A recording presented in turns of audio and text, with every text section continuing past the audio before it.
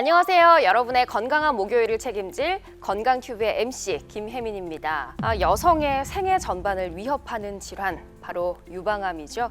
이제는 중년 여성뿐 아니라 20대, 30대 젊은 층에서도 그 발생률이 점점 높아지고 있다고 합니다. 오늘 유방 건강에 대한 모든 궁금증을 속 시원하게 풀어주실 분을 모셨습니다. 센텀 종합병원의 곽희숙 과장 모셨습니다. 안녕하십니까? 센텀 종합병원 유방외과 곽희숙입니다. 과장님, 요즘 유방암에 대한 관심이 많이 높아지고는 있지만 이게 정확하게 어떤 병이고 또 왜 생기는 건가 한번 짚어주실까요? 유방암은 유방조직에 생기는 악성 종양을 의미합니다. 유방조직은 크게 유엽과 유관으로 나눌 수 있는데요. 유즙이 만들어지는 곳이 유엽이고요. 만들어진 유엽이 유관을 통해서 유두 쪽으로 배출을 하게 됩니다. 쉽게 생각하시면 이제 아기 출산 이후 모유 수유할 때 모유가 나오는 곳을 유관이라고 생각하시면 됩니다. 그 외 조직에는 유선 조직을 지지해주는 결체 조직, 지방, 그리고 혈관, 림프관 등이 있습니다. 근데 대부분의 유방암은 유관의 상피세포에서 기원하게 됩니다. 그리고 적절한 치료가 이루어지지 않는다면 혈관, 림프관을 통해서 다른 장기, 전신 전이를 할 수도 있습니다. 그러니까 저도 30대가 되면서 이제 좀 유방 건강에 대해서 관심이 많아지고 임신과 그 출산을 겪다 보니까 세세하게 신경을 쓰게 되더라고요. 오늘 궁금한 거 많이 여쭤보겠습니다. 근데 유방암이라는 게 특히 가족력이 중요하다는 얘기를 많이 들었어요. 주변에 걸린 분이 있거나 가까운 분이 유방암 환자였다면 검진을 해봐라 라고 하던데 실제로 그런가요? 유방암은 여러 가지 원인들이 복합적으로 작용하지만 유전적인 원인이 있을 수도 있습니다. 특히 이제 가족력도 중요한데요. 직계가족, 어머니, 자매, 딸 중에 유방암이 있는 경우에는 그렇지 않은 경우에 비해서 2배 정도 증가하는 것으로 알려져 있고요. 직계가족 내에서 2명 이상의 환자가 있는 경우에는 한 5배 정도 증가하는 것으로 되어 있습니다. 그리고 BRC의 유전자의 어떤 돌연변이도 볼 수 있는데요. 그런 경우에는 일생 동안 유방암 발생률이 60에서 70% 정도고요. 난소암도 한 40% 정도 될 수 있습니다. 그 외에 여러 가지 요인들이 복합적으로 작용할 수 있습니다. 이렇게 무섭게 찾아옵니다. 병이라는 게 우리가 좀 조심을 한다 하더라도 어느새 나도 모르게 찾아와 있는 경우가 많은데 그중에서 여성들에게 큰 공포감을 안겨주는 유방암 알아보고 있습니다. 혹시 나도라는 마음이 드신다면, 그리고 나는 아닐 거야 라는 마음이 드시더라도 오늘 방송 끝까지 잘 지켜봐 주시길 바랄게요. 본격적으로 건강큐브 시작하기 전에 또 우리가 준비한 댓글 이벤트 소개해드리겠습니다. 한강 이남 최대 커피숍, 커피 맛 좀 안다는 사람들이라면 누구나 한 번쯤 가봤을 만한 그 올드머그에서 오늘도 이벤트 준비했습니다. 유방 건강에 대한 궁금증 댓글로 많이 남겨주시면요. 추첨을 통해서 드립백 세트 드리고 있으니까요. 많은 관심 부탁드릴게요. 자, 그럼 본격적으로 건강튜브 시작해볼까요? 여러분의 유방 건강을 책임지는 건강 튜브. 자, 그렇다면 이 무서운 병 유방암은 왜 생기는 건지에 대해서 알아보겠습니다. 유전 때문일까요? 아니면 생활 습관 때문일까요? 라고 여쭤보면 어떤 게 더 크다고 보시나요? 일단은 복합적인 게 맞을 것 같고요. 이제 유전적인 경우는 보통 한 10% 전체에서 한 10% 정도를 얘기하는데 아까 말씀드렸다시피 가족력 그리고 또 BRC 유전자 변이 그런 게 있을 수 있고요. 그다음에 이제 식생활 습관 같은 경우 이제 고칼로리 식이라든지 또 술, 담배 또 이제 운동 부족, 이제 폐경 이후의 비만인 경우에는 유방암하고 관련이 있을 수 있습니다. 또 이제 호르몬 같은 경우 이제 그 임신을 하는 경우에는 이제 유방암으로부터 좀 보호가 될 수 있는데요. 그럼 비임신 기간이 긴 경우에는 또 가능성이 높아질 수 있습니다. 그래서 초경이 좀 빠른 경우, 폐경이 늦은 경우, 그리고 뭐 출산을 하지 않는 경우라든지 또 모유 수유를 하지 않는 경우라든지 그런 경우도 있을 수 있습니다. 그리고 이제 어릴 때 뭐 그 유방암이 아닌 다른 원인에 의해서 뭐 림프종이라든지 이런 경우로 어떤 방사선 치료를 했다든지 그런 경우에도 또 유방암의 가능성이 높아질 수도 있습니다. 그리고 또 이전에 어떤 양성 질환이라 하더라도 약간 비정형 유방 증식이 있다든지 그런 경우에도 또 유방암의 가능성이 높아질 수도 있습니다. 근데 말씀하시는 걸 들어보니까 식습관에 영향이 있다고 하셨는데 어떤 것들을 많이 먹어서 그렇게 되는 거죠? 예전에 제가 대학교 다닐 때 배울 때는 유방암 같은 경우는 이제 서양암이라고 얘기를 했거든요. 그럼 이제 그때 당시에 저희의 식습관은 거의 대부분 이제 채소 위주로 갔는데 그때 이제 외국에서는 이제 고칼로리 뭐 그다음에 이제 뭐 비만 이런 문제도 있었고 또 술, 담배 이런 경우도 있었고요. 또 이제 그 말고 이제 사회적인 요인에 있어서도 뭐 결혼을 잘 안 한다든지 우리가 돌이켜서 생각해 보면 지금의 우리의 시대하고 거의 비슷하게 되고 있습니다. 그래서 이제 한국 유방암도 보면은 이전에 비해서 상당히 많이 증가된 걸로 그렇게 보고요. 한 2000년 이전에는 인구 10만 명당 한 20명 정도도 되지 않았는데 가장 최근 이제 결과를 보면 인구 10만 명당 한 61명 정도거든요. 정말 이제 많은 어떤 유방암 환자들이 발생하고 있기 때문에 지금은 솔직히 뭐 서구화라고 하면 좀 예, 그렇죠. 뭐 전 세계가 거의 비슷한 것 같은데 저희도 거기랑 비슷하기 때문에 또 많이 높아지지 않았나 이런 생각도 들게 됩니다. 10만 명 중에 61명, 61명 정도로까지 폭발적으로 늘었다고 알 수 있겠습니다. 뭐 그중에서 이제 결혼 연령이 좀 늦어지고 또 선택에 의해서 출산을 안 하기도 하다 보니까 또 유방암 환자들이 더 많아진 것 같은데 이게 과거에는요 엄마 세대 병이라는 인식이 좀 있었어요. 어머니들 이제 폐경 이후에 어머니들 세대. 근데 요즘에는 30대 환자 이야기도 들리고 젊은 층에서 유방암 환자들이 늘고 있다고 하던데 병원에도 실제로 그렇죠? 보통 저희가 유방암이 가장 많이 발생하는 연령대가 40대, 50대로 알고 있는데요.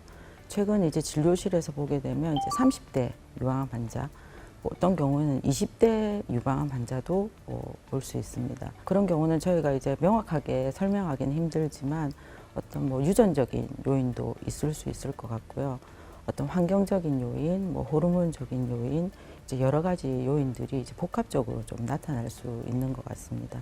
최근에는 또 그 뭐 환경 호르몬 중에서 뭐 플라스틱이나 다른 어떤 그런 것들도 노출도 많아지고 있기 때문에 항상 주의해서 봐야 될 것 같습니다. 그 젊은 환자들일수록 검진도 잘 안 받고 좀 그러다 보니까 진단이 늦어질 수밖에 없을 거고 또 젊은 암 환자들은 진행 속도도 빠르잖아요. 예, 실제로 그렇다고 알고 있는데 중년 환자들과 비교를 했을 때 우리 젊은 환자들은 어떤 특징을 가지고 있나요? 일단 저희 유방 검진 프로그램이 거의 이제 40대부터 시작을 하게 되는데요. 그 이전 연령대에서는 정기 검진 대상에서 이제 제외되어 있는 경우가 많습니다.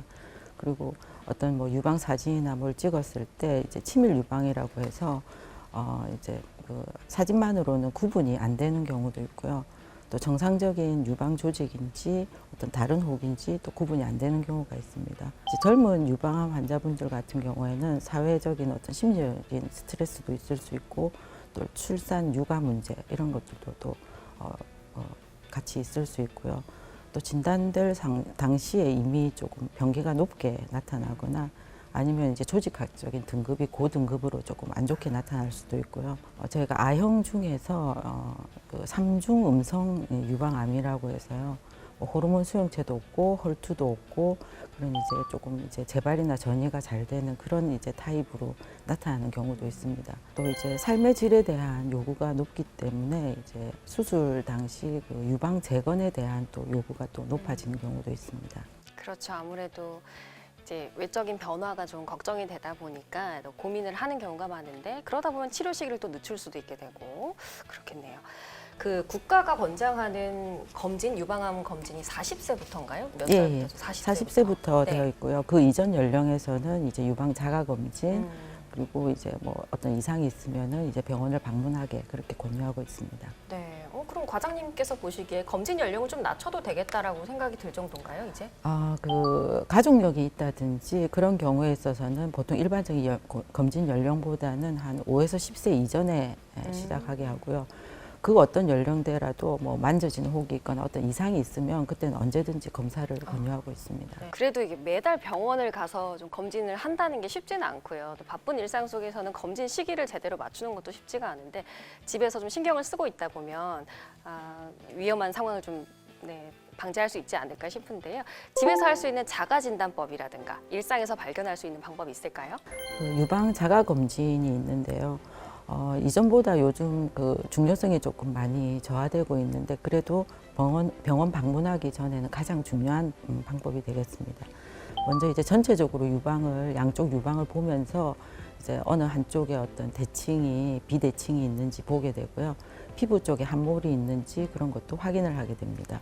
그리고 손가락 이제 2번째, 3번째, 4번째 이제 지문을 이용해서 유방을 이제 전체적으로 촉진을 해주게 되는데요. 방법은 이제 유두 쪽에서 바깥쪽으로 향하기도 하고 방사상으로 하기도 하고요. 그렇게 함으로써 이제 전체적으로 만져주게 되고 겨드랑이 쪽까지도 만져주셔야 됩니다. 그리고 이제 유두를 짜서 이제 유두에서 분비물이 나오는지를 봐야 되는데요. 일반적으로 뭐 맑은 물 혹은 우윳빛 이런 분비물은 괜찮으신데 핏물이라든지 아니면 갈색의 분비물이 나오게 되면 병원을 방문하셔야 됩니다. 유방 자가 검진은 폐경 이전 그러니까 생리를 주기적으로 하는 경우에 있어서는 생리 이후 한 3일에서 5일 정도 그때 해주시는 게 좋고요. 폐경 이후라든지 이제 생리를 하지 않는 경우에 있어서는 매달 일정한 기간을 정해서 해주시는 게 좋겠습니다. 이게 또 호르몬의 변화랑 연관이 있다 보니까 네, 생리 이후 3일에서 5일 사이에 좀 집중적으로 검진을 해주시고 보통 한 1일 정도로 맞추면 되겠네요. 보통은 그냥 외우기 쉽게 일주일 이내에 하시라고 그렇게 합니다. 3일에서 5일이면 본인이 잘 챙기기가 힘들 수 있으니까요. 만약에 유방암 진단을 받게 됐습니다. 안타깝지만 받게 됐다면 어떤 치료 방법들 받을 수 있는지 좀 알려주시죠. 먼저 이제 수술을 생각하게 되는데요. 수술은 이제 유방을 전체 절제하는 경우도 있고요. 그다음에 유방의 형태를 보존하는 수술법도 있습니다. 그런데 그거는 이제 수술하기 전에 유방 사진 촬영, 초음파, 그리고 유방 MRI 같은 이제 영상 검사를 통해서 그 절제하는 범위를 정해야 될 것 같고요. 만약에 이제 방법이 정해지고 나면 그다음에 이제 보존을 했을 경우에는 이후에 치료 중에 이제 방사선 치료를 하게 됩니다. 우리가 보이는 거는 절제했다 하더라도 남아 있는 보이지 않는 부분들이 있을 수 있기 때문에 방사선 치료를 하게 되고요. 또 유방을 이제 전체 절제했을 경우에도 이제 복원 수술을 동시에 하는 경우도 있고 나중에 이제 완치되고 나서 또 하는 경우도 있을 수 있습니다. 그리고 항암 화학요법이 있는데요. 항암제 같은 경우에는 이전에는 이제 수술 후에 보조요법으로 미세전이라든지 이런 거를 이제 막기 위해서 하는 방법이었는데 요즘은 그 범위가 많이 확대돼서 수술 전에도 하는 경우가 있습니다. 호르몬 억제 치료. 우리가 보통 그냥 호르몬 치료하게 얘기하는데 이제 엄밀히 따지면 이제 호르몬 억제, 항호르몬 치료가 되겠습니다. 이 호르몬 수용체가 이제 발현이 되어 있는 그런 유방암인 경우에 대상이 되고요. 가장 유명한 약은 이제 타목시펜이라는 약이 있고 아로마타제 억제제라는 약이 있습니다. 근데 이런 약들은 이제 5년 정도 장기 복용을 하셔야 되기 때문에 부작용에 대해서도 염두에 두셔야 됩니다. 그리고 이제 최근에는 이제 면역 치료 이런 것들도 많이 각광을 받고 있고요. 또 표적 치료라고 해서 헐투가 많이 발현되어져 있는 유방암인 경우에는 헐세틴이라는 유명한 약이 있습니다. 그렇게 치료를 하면서 이제 같이 하게 됩니다. 그 유방암의 생존율에 대해서 안 여쭤볼 수가 없는데 진단을 받았다고 해서 다 그런 말씀을 하는 건 아니겠지만 평균적으로 어떻게 생존율을 말씀하시는지. 네, 병기라는 거를 꼭 얘기를 드리는데요. 병기라고 하면 이제 병이 심한 정도라고 생각하시면 됩니다. 보통 이제 1기, 2기, 3기, 4기 그렇게 나누고요.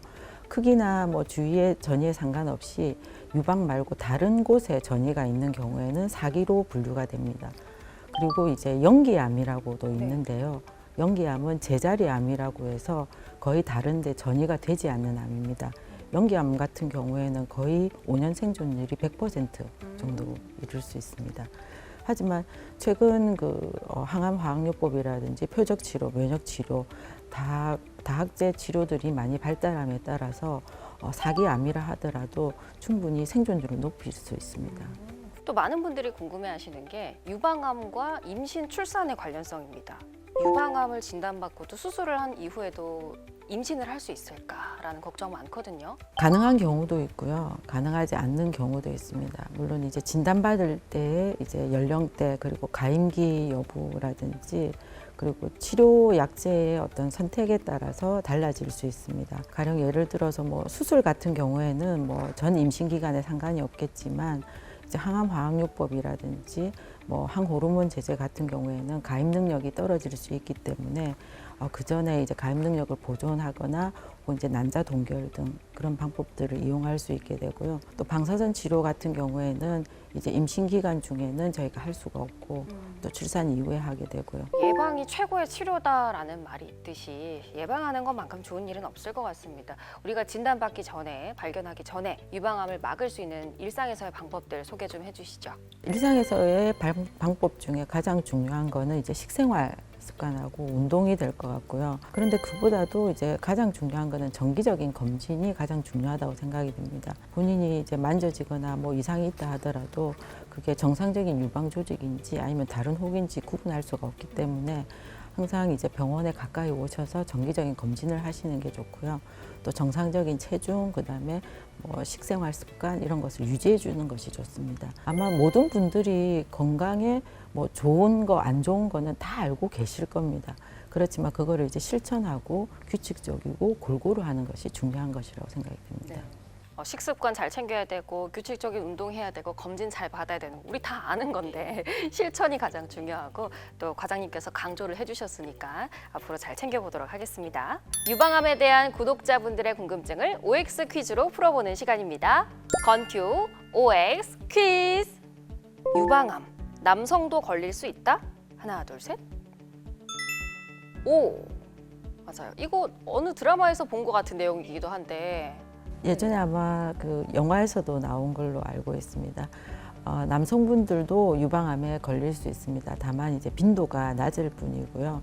대부분의 이제 남성분들이 유방에 뭐가 만져졌을 경우에는 여성용 유방이라는 양성의 어떤 질환인 경우가 많습니다. 한 0.005대 1의 비율로 남녀 비율로 이제 남성의 유방암이 발생할 수도 있고요. 몇 년 전 이제 결과를 보게 되면 전체 유방암 한 24,000명 정도 될 때 남성분들이 한 110명 정도 되기 때문에 그 정도의 빈도로 유방암이 생길 수는 있습니다. 와이어 브래지어를 오래 착용하면 유방암에 걸린다. 하나 둘 셋. X. 이건 제가 잘못 알고 있었네요. 아닌가요? 이전에 보면 그 브래지어가 유방의 그 림프 순환을 억제를 해서 유방암을 발생시킨다는 그런 얘기가 있었습니다. 하지만 그 이후에 보게 되면 이제 과학적인 근거는 없는 것으로 되어 있고요. 그렇지만 이제 본인의 유방에 맞지 않는 꽉 끼는 브래지어를 착용했을 때 이제 뭐 통증이 있다든지 불편감이 있을 수 있기 때문에 적절한 이제 소재와 이제 사이즈를 브래지어를 착용하시는 것이 좋겠습니다. 모유 수유를 하면 유방암에 안 걸린다. 하나 둘 셋. X. 오 이것도 아닌가요? 모유 수유를 하면 이제 예방 효과는 있지만 그렇다고 해서 유방암에 아예 걸리지 않는다든지 그런 경우는 없습니다. 여러 번의 이제 다산 출산도 하고 모유 수유도 오래 하시고 그런 분들도 간혹 이제 유방암이 진단되는 경우도 있습니다. 유방암 통증이 없는 경우가 많다. 하나 둘 셋.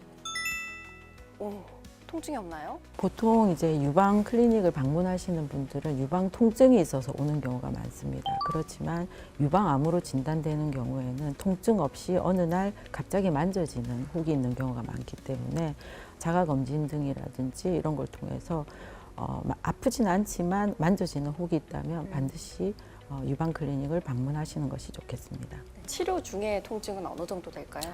치료 중에는 여러 가지 원인에 따라서 뭐 통증이 있을 수 있습니다. 뭐 수술로 인한 거라든지 아니면 이제 보조요법제에 따라서 통증이 있을 수 있는데요. 그것만 가지고는 저희가 뭐 전이가 됐거나 재발이 됐거나 그렇게 알기는 힘들 것 같고요. 여러 가지 검사를 통해서 확인을 해봐야 될 것 같습니다. 네, 오늘 곽희숙 과장님과 함께 유방암의 원인부터 자가진단, 또 치료, 예방법까지 자세하게 알아봤습니다. 마지막으로 과장님 구독자분들에게 한 말씀 해주신다면 어떤 이야기 해주시겠어요? 저희 센텀 종합병원에서는 최근 인공지능 기반을 통한 루닛 프로그램이 들어왔습니다. 그래서 유방 촬영술 진단하는 데 많은 도움을 받고 있습니다. 여러분 그 센텀 종합병원 많이 방문해 주시고요. 정기 검진 꼭 받으시기 바랍니다. 네, 유방암은 조기에 발견하면 또 치료가 잘 되지만 늦게 발견할수록 치료가 까다로워질 수 있다는 거 여러분 잘 알고 계시죠? 오늘도 몇 번이나 강조해드렸습니다. 항상 자가 진단 좀 매주 열심히 하시고 또 건강검진, 정기검진 잘 받으시기를 부탁드리겠습니다. 다음 시간에도요, 여러분의 삶을 더 건강하고 행복하게 만들어줄 건강큐브는 돌아오겠습니다. 여러분의 유방 건강을 응원하는 우리는 건강튜브.